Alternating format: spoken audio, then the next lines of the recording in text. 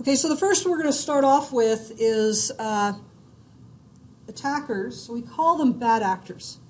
And when you think about why people do a bad thing, why do people do a bad thing? What is their motivation? Give me a couple things you might think of. What? Money? So motivation is monetary. What else? Ego. I can do it, therefore I do. Revenge. Yeah, someone's grumpy. Say again? The adrenaline. Adrenaline is sort of the same thing. I can, therefore I do, or just the thrill of the hunt, right? Any others? So we'll talk about that. This presentation focuses on that concept.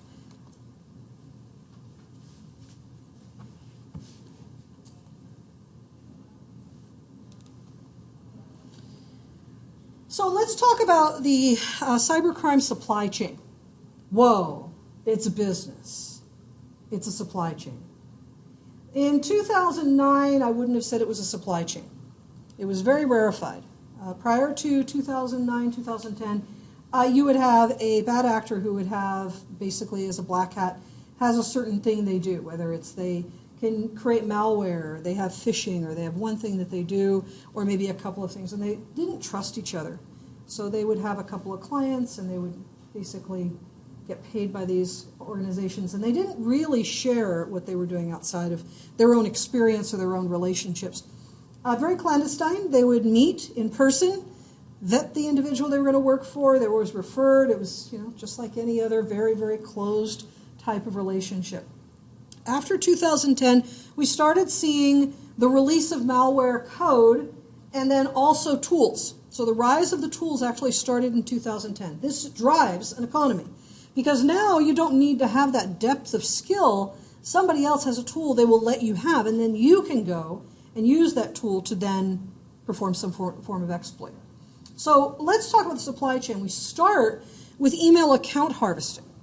So there are tools, these have been around for a long time actually, that will basically harvest email accounts from the big account operators, Gmail, Yahoo, Microsoft, and they'll harvest accounts, very small volumes, over a month. So we're talking under 10 a day. Now these are called fresh accounts. So it's just like picking flowers. Okay, so you have all these accounts that have been created, and they use automated tools to create them. Fresh accounts have not been logged into, have not been used to send and receive email. They have a very low value, but if you have 1,000 of something or 10,000 of something, then there's economy of scale, and you can sell that. Not for a lot of money. Then there's the fresh accounts being vetted. Once an account is vetted, it's worth a lot more because it goes up a tier. As an example, with Hotmail, an account goes from being a fresh account after you've logged in, send a few messages. Now they give you storage. They give you the ability to send and receive messages of a certain volume during a day before they might question the account being used for nefarious purposes. Does that make sense? So, say again? They still use Hotmail? Oh, yeah. Yeah, it is converted over to. Oh, yeah. It's still there. Actually, I have an MSN account. Okay, so you can have accounts and domains that aren't sold or shared anymore. They just don't publicize that you can get accounts in those.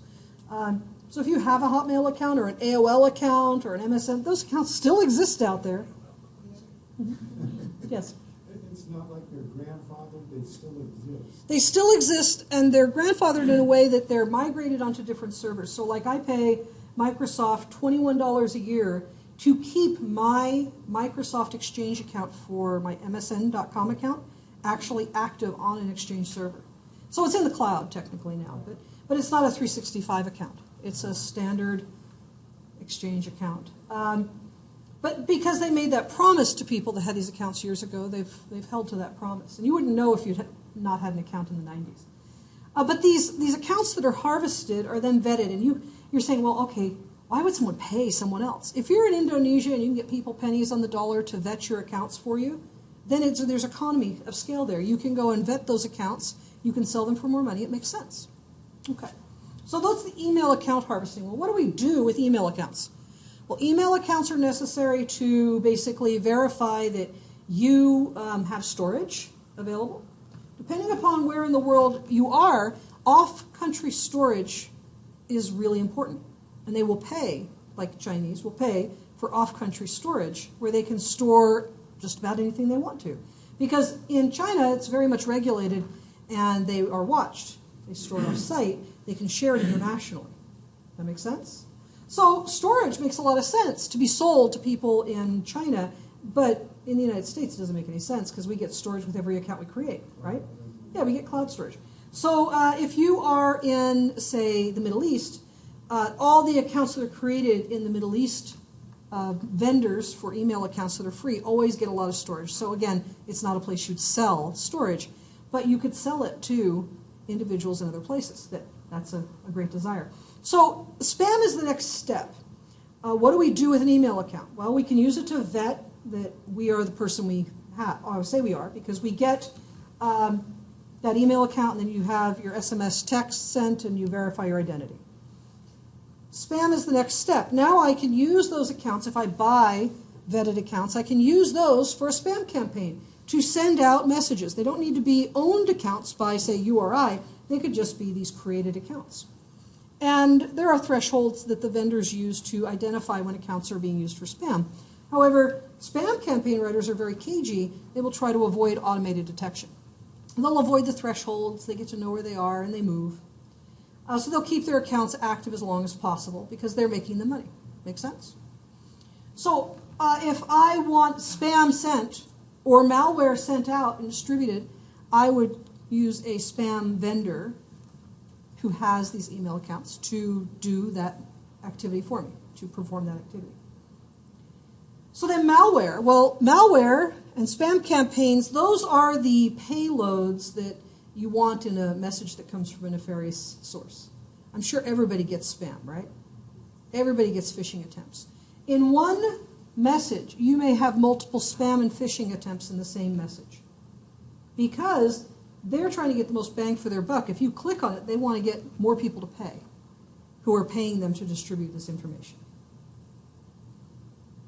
So malware writers will avoid detection as well. Malware writers, again, another genre of coder that is trying to monetize their skills, they write malware to avoid detection.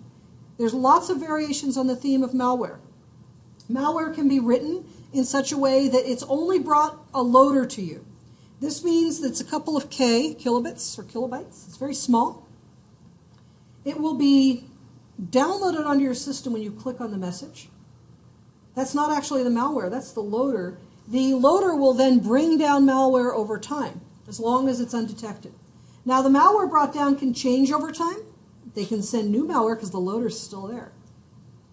So remember, we've had T-Zone, and we've been pulling viruses and identifying malware and spyware and adware on systems. We clean it, right? Well, actually, you're not truly cleaning the device. We've known for, probably about 7 or 8 years that we cannot truly clean malware and say it's a truly clean system. The scanners are great. You can scan. It'll pick off whatever's known. But the problem is there's a lot of unknown. And until the unknown shows up, the scanner knows about it, that malware still exists. So the rule of thumb should be, when you're out in the field, that if a system has malware detected, it is now considered suspect. It should be wiped. DoD wipe 7 times. Does anybody not know what DoD wipe means? It's okay, don't be ashamed. Raise your hand if you don't know what DoD wipe. Window washer. Yeah, so Department of Defense is DoD. Wiping means to actually wipe, you're doing a very low-level wipe on the hard drive 7 times. That's to make it so that the information is really, really confusing, cannot be pieced together. It is very common for hard drives that you think you've wiped information from to actually be used to pull information from. So you need a minimum of DoD wipes 7 times. So, yes? Correct me if I'm wrong, on the sectors or whatever, on the hard drive, when they write, they tend to overwrite on the edges, and there's little bits of fragments in the, what do they call it, slack space. Yes. And that's what that DoD wipe The does? DoD wipes all sectors that are still considered in use. So the drive, whenever you format a drive, yeah. So, well, whenever you format a drive, the drive has a known amount of space. Bad sectors are eliminated from what's available on the drive. So bad sectors mean we can't read or write to them. There's damage to that location. So a drive will then be wiped. So everything gets set to 1s, and then everything gets set to 0s. That's a DoD wipe once. Then if you do that 7 times, it keeps doing it. So the idea is that even when you have a residual charge in your drive, it should eliminate all information. You can sit here at this table right here. Okay. And then we'll, as we sort out, we will sort out our teams later on. So the idea is that you want to overwrite the drive at least 7 times. That's part of the goal.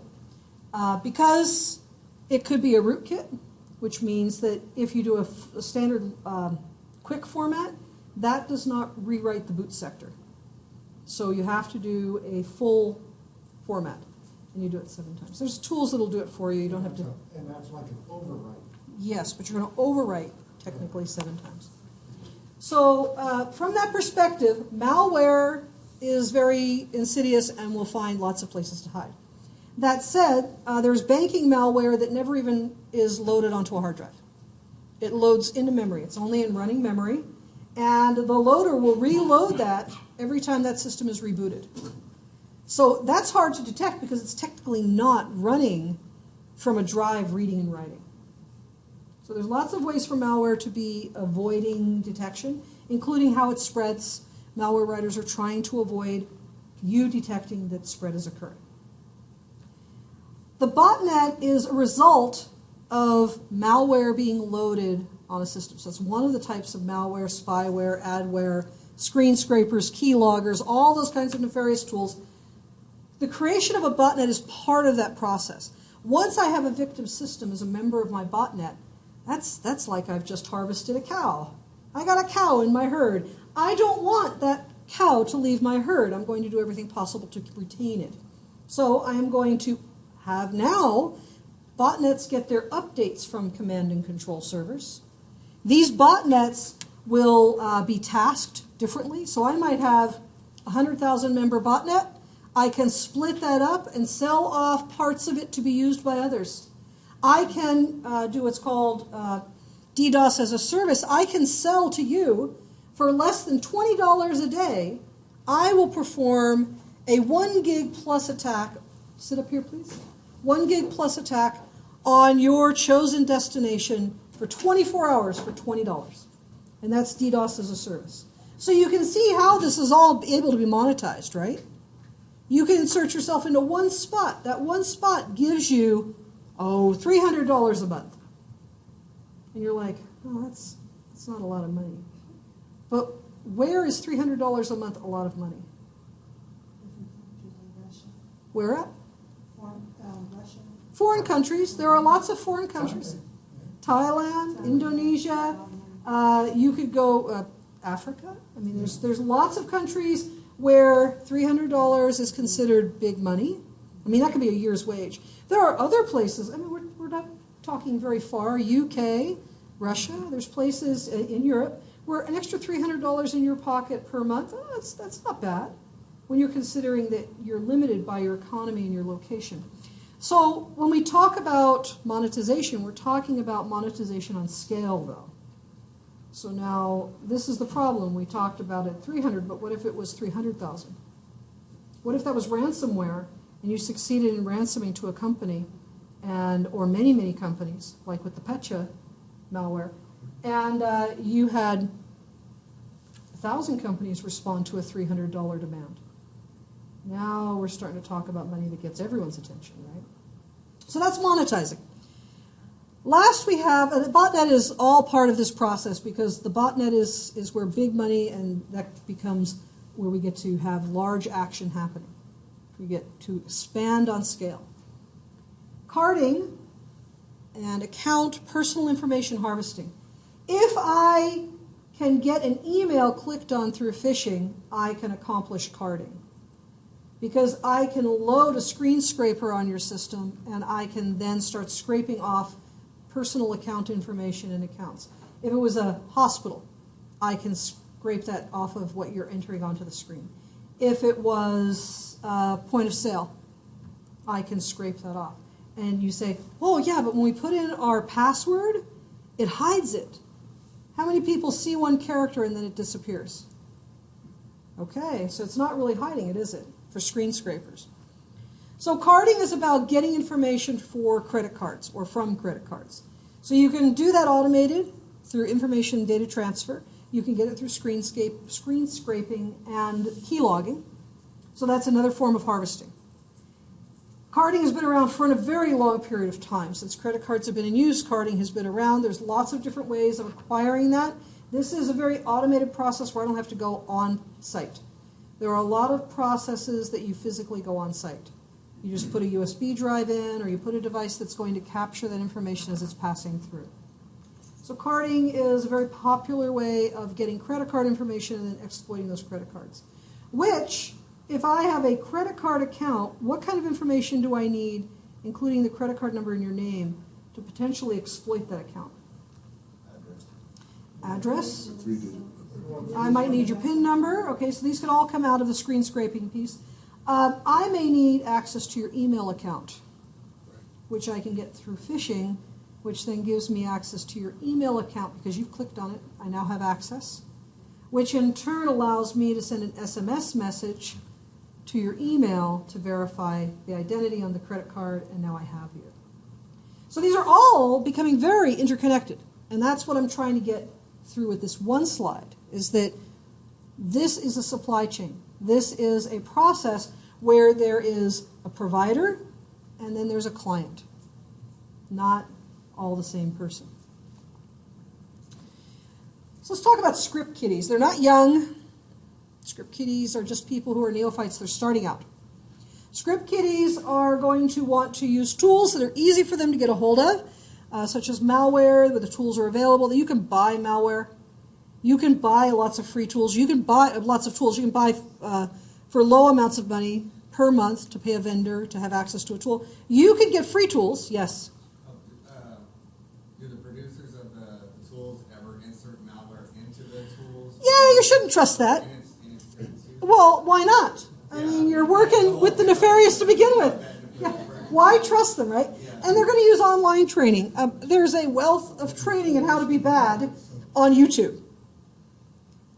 One of the videos I show my trainees from Radware is I show them how to build a Kali server and attack through Tor, and to use a couple of different types of attack. It's up on YouTube. It's readily available. Do you want to do it? No, not if you want to work in our industry for any period of time. But if you're a script kiddie and you're trying to avoid going through the process of learning about the industry and being vetted, that might be what you choose. Or if you're an entrepreneur, let's call them that, you're building a resume. There is the misunderstanding that if I do bad things and I get attention, I will be hired by a big company for a lot of money. That may work in the short term, but it's not going to work in the long term. Repeatedly, we're seeing that. I like to ask the question, would you hire a bank robber to protect your bank? No. Banks make it very clear that if you have anything over a misdemeanor, they will not hire you. Why would you hire a cybersecurity expert that has worse than that happening? Right? So keep that in mind. It's try not to think in terms of technology that it's orphaned from how we think about other particular quandaries we might put ourselves in. Just because it's technology doesn't mean we should avoid the types of thoughts we have about ethics and behavior. They may or may not be educated in a university. One of the problems educational organizations are finding out now that they've been training cybersecurity professionals or have programs for the past 5 years is that the people they're educating are learning how to use bad tools to do bad things. And where do you think they practice? At the colleges, the universities. And they're attacking their own universities. And they're being attacked because they gain the attention of others.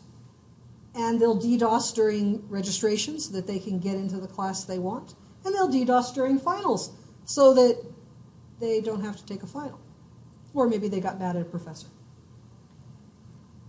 They can do great damage with limited skills, knowledge, and understanding and impact. So they might not understand what they're actually doing, but because they were able to get a tool and alter it just enough and stumble on something that really is bad for the rest of us, they could take down power in the entire West Coast. The script kiddie could make it so that all hospitals lose access to their patient management system. could make it so that, what other bad thing could happen? You can't use your credit card to pay for gas. Wouldn't that be bad? I've always thought about this when I travel. I carry a certain amount of cash on me when I'm driving someplace, just in the half chance that I cannot use my credit card. It's actually happened to me in Portland. A lot of traffic lights are controlled. Traffic flights. I have been lucky so far. Knock on would be wood. Yes. But yes, it would be very bad. United, actually, we've had this happen before. United has had problems with their system. Alaska, there was another one recently. Delta had it. They say, oh, our system is down for maintenance, or we had a minor problem. Who was it? It was, British Airways. They went down earlier in the summer. And everybody got stuck in the UK, okay, in Heathrow. Luckily, I was not traveling during that moment in time, and I wasn't on British Airways. That really helped. But yes, you could get grounded because they cannot use their systems. There's all sorts of things I do, like I print out my boarding passes. I never carry them on a digital device because that's not going to help me when I go to check in. If that happened to Air Canada in the beginning of the year, their system went down in Ottawa, and that caused that they could launch flights, but only if you had the boarding pass printed beforehand, because it was a reservation system that went down. So keep in mind, this can be something that someone stumbles on, and they got lucky. We got unlucky, right? Black hats. Black hats are pretty straightforward. These individuals, it's erroneously coined hacker by mainstream media. Hackers, from a software development perspective, or an engineering perspective, is anybody that comes up with an innovative way to do a thing. That's a hack. But a hacker is given a negative moniker in the 90s. But technically, they don't like to be called hackers. They like to be called black hats. Although they are working on systems, so they are hackers. They have the skills. They have the training. Sometimes they're mentored by somebody that's been doing this a long time. By the way, that's something that's very common in the Russian arena, is they tend to have tools and they have their business, and then they will decide who they're going to hand off said business to and train. And so that's very common in the Russian arena. They sell their services. They will sell tools. They're mercenaries for hire. Not too often are they actual direct hacks. They'll use phishing. They'll use email to get your credentials to break into your companies. So phishing is really the weak link. They are seeking monetary gain. They are seeking notoriety, but they will use a moniker. They will never, an avatar. They will never give their real name. They're very clandestine in their behaviors. They rarely work in concert with other back actors because they just don't trust anybody.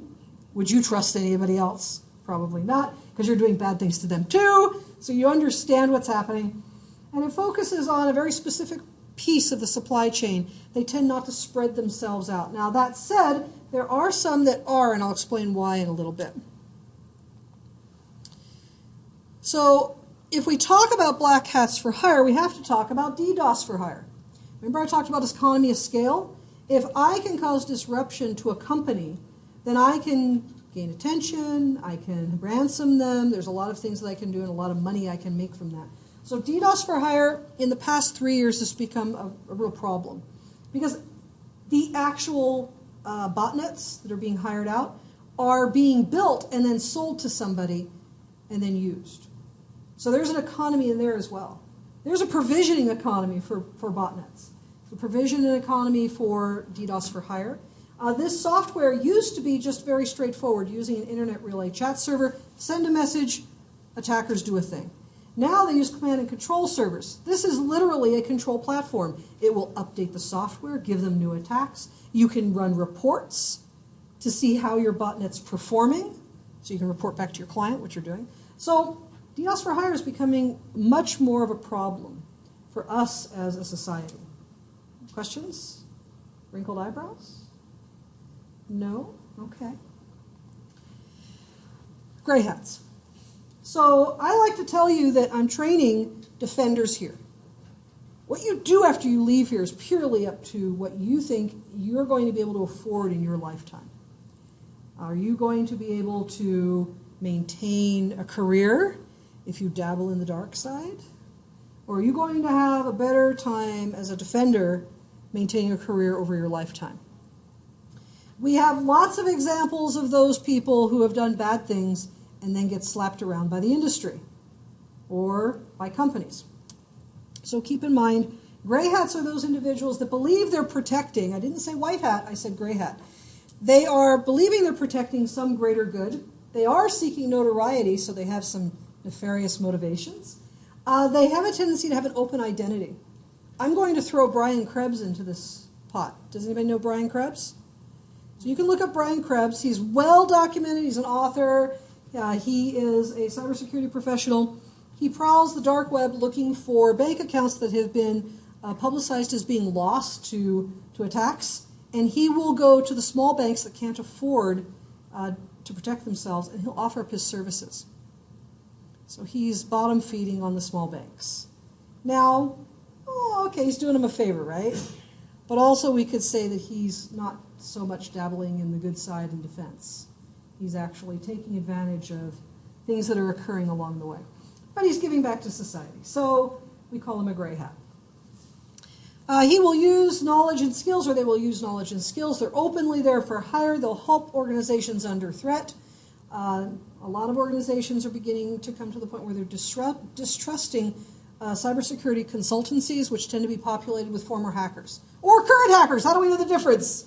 Right? We don't know what they're doing in their part-time job. Maybe they have a hobby. Right? So this places your intentions under question. There's a really good example of this. There was a billboard company down in the southern United States, East Coast, and suddenly the billboard company had porn showing up in their billboards in the Bible Belt. Okay, that's not really going to work out real well. So a cybersecurity professional called up the company and said, hey, company, your billboards all have porn on them. Would you like me to help you fix the problem and save your reputation? And they said, no, we don't trust you. We think you could have been the person that did it. Yeah, and this is a very common response from the people you try to help is, did you do this? Not that you're on the side of doing good things, but that you are actually the nefarious one. You know the old saying, is this kind of, Go ahead. whoever smelt it, dealt it. Whoever smelt it, dealt it. Okay. No, Yeah, I got you. Yeah, you basically, you noticed it first. You must have been involved somehow. How did you know this, right? And yeah, there is some of that concern. There's two sides of the fence on this. There are those white hats out there who do research and who are defenders, and yeah, they dive deep into the nefarious that's going on, but they never act on it. They only give information. Problem is a majority of society has seen the other side of that, which is, yeah, your hands are dirty. A really good example, when WannaCry got loose September and October of last year, when Petya got loose, okay, WannaCry, there was a kill switch. It was basically, the domain was unregistered. As soon as the domain became registered, it stopped the spread of the malware. The young man who identified it was 23 years old, said he was from a security consultancy, and that he had found the fix, and I should get all the attention for that. The industry perspective was that he was not clean and shiny. How do you get there? Okay, part of it is, how do you get there so young? There's a lot of precocious human beings. But there was a distrust. And the reality is that actually he was put up to the fix. Somebody gave him the information, he went there and did it because they wanted it shut down, but they didn't want to be identified. This is why when he came to Black Hat this year, he got grabbed by the FBI and CIA in Las Vegas. Mr. Sims and I went to Black Hat this year. I went to Black Hat, and he and Lexi went to Black Hat. What was the other one? The Attacker Conference. There's one, they're 2 days apart, and DEF CON. So I went to Black Hat because that's the industry side, that's all the people who are professionals and doing the work, and then DEF CON is all the hobbyists. So he was grabbed at Black Hat because they told him, show up and we'll let you speak, and he showed up and they grabbed him. Yeah. So that's what they found out. But the reality is that he could have gotten lucky, even as somebody that had been dabbling a while, but more than likely he was put up to it by somebody else. Cybercrime petty thief, they're more talented, they're seeking monetary gain, they're seeking notoriety, they might be an entrepreneur seeking payment via Western Union, PayPal, WebMoney, Bitcoin. They have a specialty, they generally offer their services via the internet and hidden websites, black market forums, and DDoS for hire. So they have a niche that they're making money on. And they may work in partnership with other bad actors. They tend to be much more relaxed because they're going in from the business side. Organized crime. Organized cybercrime specifically. And organized crime has been around pre-Roman era. I think Babylonians had organized crime, right? Anytime you put human beings and money moving, there's organized crime. So there are some traditional things that organized crime gets involved with, right? There's money laundering, there's prostitution, there's fencing of stolen goods, gambling, okay. Those all exist, by the way, via the internet and are often controlled by organized crime, yes. Yeah, they just, sometime, I believe it was during the summer, they had busted some, IT guys. It was something to do with prostitution. They created this, yeah, they created this, A personalized website where if you're looking for a person, they had a lady, some Asian lady, stayed at a Bellevue apartment, and I guess the management said they never saw them left for work or came home, but always had different people coming in and out. Well, that's a good sign, right? It's either drugs or pornography, right? Yeah, there's some sort of nefarious activity going on when there's a whole lot of people and it's just a house, right? It's easier to wash if it's a business location, right? But in the instance of that particular porn ring and prostitution, what they were doing is they were trying to be cyber pimps. Okay, still the same thing. Got to have a human being in a bed, right? But the idea is getting a larger clientele through the use of websites and such. The back page, yes. So using locations that are known to be nefarious to advertise, right? But often they will hire unwitting skilled workers at higher than normal wages and salary levels. If you think you are being paid more than you should be, question it. Question the organization you're going to work for. Okay? If you're getting more money than you should, or if you're getting something unusual in the way of compensation or benefits or perks, I would first think, why? Now, if you're like me, you've been out there in the industry a long time, my salary and perks tend to be pretty interesting. But even I have a place where I'm like, really? Really, I don't think so. So don't trust just because the job is advertised on Indeed that it is truly an upfront and non-nefarious activity. You could be writing malware. You could be performing attacks for nefarious individuals. You could be gathering information or writing code to gather information. You could be supporting a tool, and that tool is used to gather information and perform DDoS attacks. I mean, if you don't know, you have to understand who you're working for. But they often will use the supply chain and augment with new technology. So they are looking at basically protecting their perceived territory. There is a malware, actually there's a couple of them now, there's malware out there that once it's installed on your system, it ransoms to you. But it does it a little differently. It says, okay, I'm going to ransom you. You can't use your system, but if you pay us, we'll let you use your system, pay us every month, and we won't let anyone else infiltrate your system. We'll protect you. Does that sound like protection money to you? Yeah. Does to me. Only thing that's missing is the bat on the sidewalk, okay? I'm seeing that this is the same concept. It's like they just augmented it to work in a cyber economy.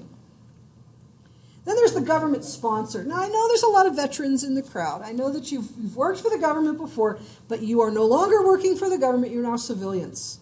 This must change your perspective very much. Now, when you leave here, you may work for the federal government. Some of our students go on to work for the NSA or the FBI, even the CIA. Again, the skills we teach you in the program are to help you identify when you are the patsy, when you are the fall guy. I visited with what's called the ERT team it's the Emergency Response Team for Attacks, from Checkpoint. And I asked them, I said, have any of you worked, because I was in Washington, D.C., I said, any of you worked for the government? And all of them had. And I said, so, what's that relationship like? And they said, well, if you are the federal employee, you hire contractors, and you have the contractors do the dirty work. Anything you don't want to get your hands dirty on. And when things go sideways, you're not at fault. The person who did the dirty work is. So, eyes open. This is not the military. You are a civilian. Even if you're working for a military-esque organization, it can go backwards on you. So keep that in mind. It's your career, your income, your life moving forward. It's a completely different perspective. Government-sponsored, though, they maintain anonymity, but they will also gain notoriety within their own circle, meaning normally within their own organization. They often work through clandestine communication. They're very highly skilled. The federal government has pretty much every device is a specially designed, crafted device for the federal government only, not manufactured outside the United States, because they can't trust the devices not to be used against them. So from that perspective, the targets can be governments, other governments, can be civilian organizations within the United States and abroad if you're government-sponsored in your United States. Often when I'm training organizations around the world, I'll say, so there's an attack on your network. Does it matter what government it's coming from? It could be the United States NSA that's attacking you, right? You don't know why they're attacking you. It's just you're being attacked. It's all about defense. It's not about the who. We no longer are concerned about who is attacking. We're concerned about blocking and defending.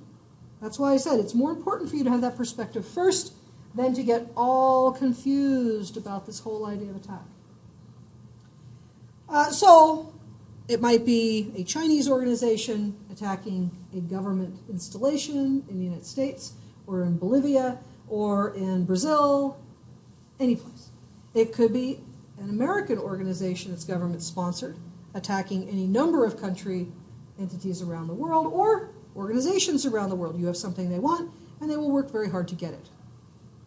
There's often collateral damage, and this is a growing concern, because there is attack with impunity, which means if I want to distract you, and I am running a campaign of DDoS to hide my other nefarious activities I'm doing, I am going to, say, attack Krispy Kreme. Krispy Kreme might have an ISP, and that ISP is shared by Kentucky Fried Chicken. I've now attacked Krispy Kreme, but Kentucky Fried Chicken is down as well. That's called collateral damage, because the DDoS attack is affecting both organizations because they both use the same ISP. I will let you know when I train very large organizations, carriers, Verizon, AT&T, Cellular One, Telstra. I've been to a lot of carriers. They are feeling the burn of DDoS attacks. They're too big. It used to be they said, well, we got all this acreage, we're okay. 100 gig attack, no sweat. Now, they're really feeling the burn because they don't have enough acreage anymore. They don't have enough capacity to handle the attacks we're seeing with the Internet of Things. The Petya attacks, well, the WannaCry and the Petya attacks have been over a gig. That's more than they can handle. So now we're talking about truly, potentially crumpling the Internet and its ability to function. So that affects a lot more than just water, power, lights, getting gas at the gas station, going to the hospital. That affects a lot of things in our society. Hacktivist. I like talking about the hacktivist last because the hacktivist is just somebody that's ticked off at you. And I don't care what the reason is. There is a reason, and now they're going to prove their point. A hacktivist does not need to stand in front of the White House anymore in the rain, looking very sad with a sign to get your attention. No, they can do it from the comfiness of the beach or on a Wi-Fi connection at the hotel, or they can do it in their house, or they can do it any place. They can be here at TCC even, technically. So the hacktivist may be skilled or unskilled. Hacktivists, though, tend to use social media to drive attacks. So Anonymous is a really good example. I think Anonymous, I mentioned who is Anonymous. I'll talk about them in a sec. But they're a really good example of an organization that uses, or I should say lots of mini organizations that use the name Anonymous to basically drive attacks by getting social media to drive people towards a website. It's called a flash crowd. It's a lot of good traffic, but it's too much. From the perspective of the host company being attacked, all those people being driven to it, it looks like an attack to them, even though it's good traffic. They also might buy into DDoS tools or other types of tools that allow them to attack. The attacks are often preceded by doxing. Doxing is where I let you know I have you. I tell you a story. I say, I've got your network. I know what the IPs are. Here are your systems. I make it sound like I've got you. I have interior knowledge you can't defend against. I generally attack very soon afterwards. And they'll proclaim their attacks to the media. They'll say, I'm going to attack because. And then off goes the attack. And because these are a lot of good users coming from a lot of different places, often it overwhelms even defense systems. So Anonymous. Who is Anonymous?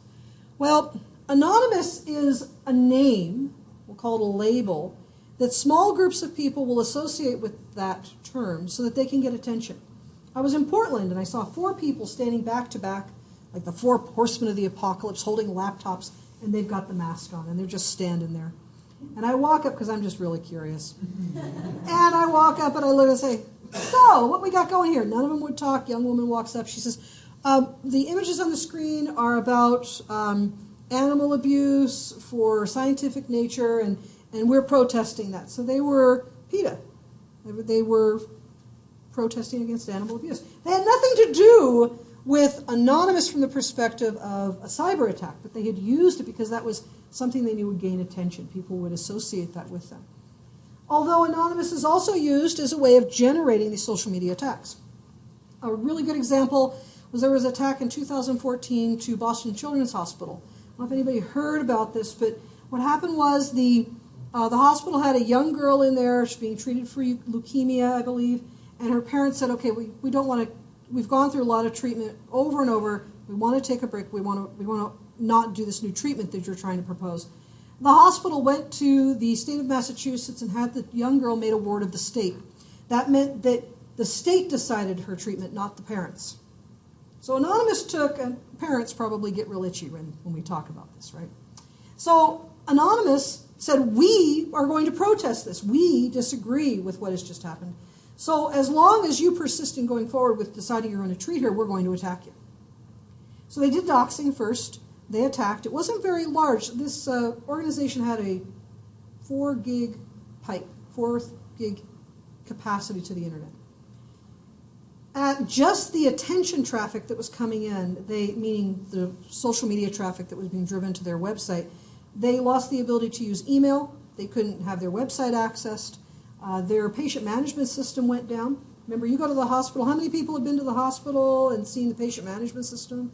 You walk in and they've got a screen there and they enter your information. Okay. Without that, they don't know who you are. They don't know what drugs you're allergic to. They don't know what treatments you've had before. They need into that system. They also could not write script. So they couldn't stand up at the bedside and go, oh, you need this different drug. Order it. They write it downstairs, up it comes, and you're feeling better. They couldn't do that. It was just like they'd had an earthquake, and they had no power, no water, and no lights. They had to do everything. If they couldn't do that, that affects the operating room too. Everything. Everything. Basically, they are redirecting traffic. It's just like you're under a disaster condition. So they stopped admitting patients. They sent all of their patients who were due for surgery to other hospitals. They stopped accepting in the emergency room. The people who were there that could be treated were and discharged, but then that was it. They couldn't take any more patients. This is for a month. All surgeries were canceled. This is the first 2 weeks of this. was bumping along only about 2 to 3 gig. Then the DDoS attacks started. This is when we started to see the actual botnets coming online. When they finally came online fully, they had radware in place. That's how I know all the details of the attack. But they had radware in place, and radware was basically mitigating on site and scrubbing about 60 gig. It took them 2 weeks to build up to that level. So they were able to start functioning at that 2-week window, but now they had no billing. Think of the monetary impact on the hospital. This is affecting the community locally. It's affecting people that had to go in for surgeries. Think of that impact. Was that good social justice? Not if you're one of those waiting for a surgery for your heart. Not if you were the one in the hospital and you needed pain meds. That was poor social justice from your perspective, right? So that's anonymous. By the way, the man who perpetrated the actual large attacks that brought down, basically he was the driver behind the social media burst and then, of course, the DDoS attacks, was actually captured in the Caribbean. On a sailboat, yes. I believe it was a Carnival cruise came by and said, "Oh, you're floating out here. Do you need help?" He said, "Yeah." Picked up a bunch of computer equipment and emptied the boat of computer equipment. And it was a little itchy for the FBI. The Coast Guard and the FBI caught him at the dock in Miami. And found out, lo and behold, it was the guy that had perpetrated this attack. So just because you think you get away with it, the internet and technology has a very long view of information. What you do today on the internet will be known for the next 10,000 years. Because it's not going to go away, right? Everybody knows about the historical version of the internet, right? That it's captured daily. So what you see on the internet today is for posterity because they actually capture a copy of the internet, the HTML side. They copy a capture of it every day. It's called the Wayback Machine. You can try time travel back in time. Okay. So, thank you.